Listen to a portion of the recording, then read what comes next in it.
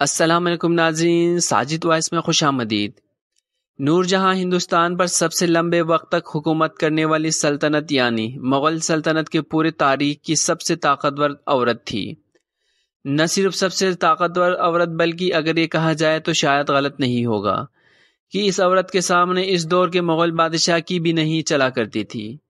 یہ عورت پورے شان و شوکت کے ساتھ پورے ہندوستان پر راج کیا کرتی تھی۔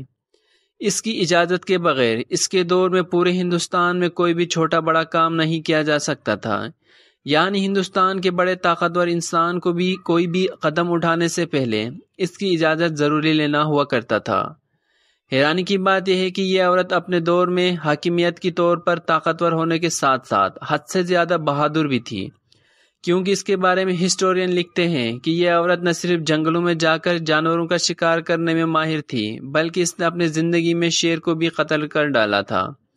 یہ عورت کوئی اور عورت نہیں بلکہ مغل سلطنت کے چوتھے بادشاہ یعنی جہانگیر کی سب سے مشہور بیوی نور جہاں ہے۔ ویسے تو بھلے ہی نور جہاں رشتے میں جہانگیر کی بیوی تھی، لیکن اگر آپ لوگ نور جہاں کی تاریخ کو پڑھیں گے تو آپ کو ان کی طاقت کو دیکھ کر یہ محسوس ہوگا کہ جہانگیر کے دور میں مغل سلطنت کے پورے سسٹم کو جہانگیر نہیں بلکہ نور جہاں ہی چلایا کرتی تھی۔ مغل سلطنت کے چوتھے بادشاہ جہانگیر نہ صرف اپنی بیوی نور جہاں سے حد سے زیادہ محبت کیا کرتے تھے بلکہ انہوں نے اپنے سلطنت کا پورا سسٹم بھی نور جہاں کے ہی حوالے کر دیا تھا۔ مغل سلطنت میں نور جہاں کی طاقت کتنی زیادہ بڑھ گئی تھی، اس بات کا اندازہ صرف اس بات سے لگا سکتے ہیں کہ نور جہاں نے جہانگیر کے دور میں اپنے نام کے سکے بھی جاری کروا دیے تھے۔ حالانکہ سلطنت میں سکے کے صرف اور صرف اسی کے نام کے جاری ہوتے ہیں جو خود سلطنت کا بادشاہ ہوتا ہے۔ اس کے علاوہ جہانگیر کے دور کے ایسے بہت سارے کاغذات موجود ہیں کہ جن سے یہ ثابت ہوتا ہے کہ مغل سلطنت کے حکم نامے پر جہانگیر کی جگہ نور جہاں بھی دستخط کیا کرتی تھی۔ مغل سلطنت میں نور جہاں کی اجازت کے بغیر کوئی بھی حکم جاری ہوا کرتا تھا تو آج کے دور میں انڈیا اور پاکستان میں جتنی بھی مغل دور کی خوبصورت عمارتیں ہیں ان میں سے زیادہ تر عمارتوں کا ڈیزائن نور جہاں نے ہی کروایا تھا۔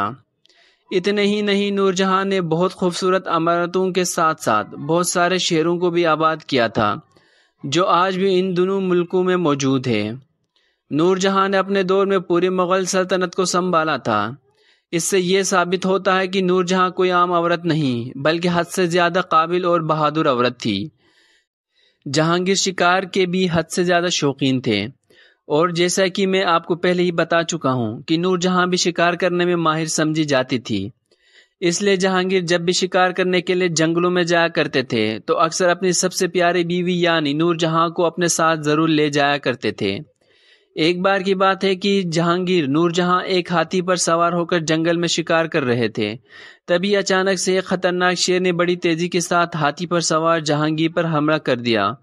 لیکن شیر اپنے حملے میں کامیاب ہو پاتا اس سے پہلے ہی پاس میں بیٹھی نور جہاں نے اپنے بندوق کے ذریعے سے شیر کو ختم کر دیا، اور اس طرح سے بالکل آخری وقت میں جہانگیر کی جان بچ گئی۔ اس کے علاوہ نور جہاں کی بہادری کی مثال تاریخ کے اس حادثے سے بھی ملتی ہے کہ جب ایک بار جہانگیر کی ایک وفادار کمانڈر کی جس کا نام محبت خان تھا، اس نے جہانگیر کے خلاف بغاوت کر دی تھی اور جہانگیر کو اپنا قیدی بنانے میں بھی کامیاب ہو گیا تھا۔ ایسے سنجیدہ حالات میں نور جہاں نے نہ صرف جہانگیر کو محبت خان سے آزاد کرا دیا بلکہ اس کو شکست بھی دی اور اپنے مغل سلطنت کو پھر سے محفوظ کر لیا۔ جہانگیر کی موت کے بعد اس کی عالی شان مقبرہ جو آج لاہور شہر میں موجود ہے وہ بھی نور جہاں نے ہی بنوایا تھا۔ نور جہاں کا بنایا ہوا یہ مقبرہ آج کے دور میں مغلوں کی ٹاپ عمارتوں میں گنا جاتا ہے، یعنی اس کی گنتی مغلوں کی سب سے خوبصورت عمارتوں میں کی جاتی ہے۔ حیرانی کی بات یہ ہے کہ نور جہاں کسی شاہی خاندان سے نہیں تھی بلکہ ان کی پیدائش تو 1570 میں قندھار شہر کے ایک عام گھرانے میں ہوئی تھی۔ اس کے باوجود بھی وہ اپنی قابلیت اور بہادری کی وجہ سے مغل تاریخ کی سب سے بہادر اور سب سے طاقتور عورت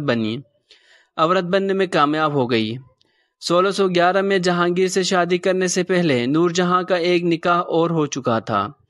اور وہ نکاح 1994 میں بنگال کے ایک عام کمانڈر شیر افغان کے ساتھ ہوا تھا جن کی 1606 میں موت ہو گئی تھی، یعنی جہانگیر سے شادی کرنے سے پہلے نور جہاں ایک بیوہ عورت تھی۔